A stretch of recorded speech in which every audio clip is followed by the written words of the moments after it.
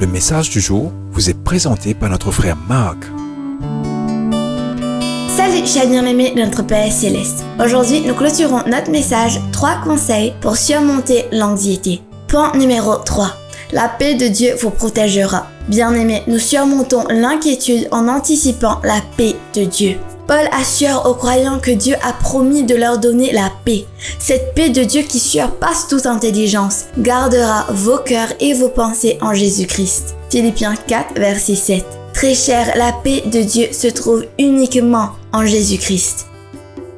Il est le prince de la paix. Il ne changera peut-être pas votre situation, mais il vous donnera la paix pendant les moments difficiles, comme il l'a promis. Jetez toutes vos angoisses sur le Christ. Très cher, l'anxiété naît souvent d'une manque de foi en Jésus-Christ. En conséquence, notre incrédulité prend le dessus dans nos cœurs.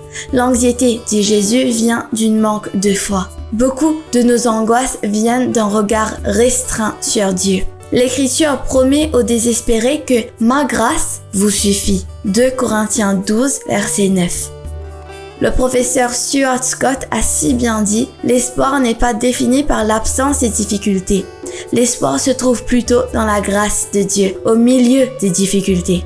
L'espoir se trouve dans sa promesse de nous donner un avenir. » Bien-aimés, nous n'avons pas besoin d'être anxieux. Dans les imperfections de ce monde brisé, nous devons nous souvenir de la mort et de la résurrection de notre Sauveur Jésus-Christ. Son amour parfait, fidèle, inébranlable et éternel devient la force d'aujourd'hui et l'espoir de demain.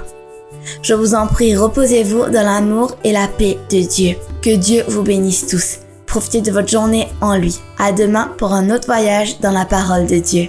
Au revoir. Si toi aussi tu crois que la parole de Dieu est une bénédiction, partage-la et sois une source de bénédiction pour les autres toi aussi.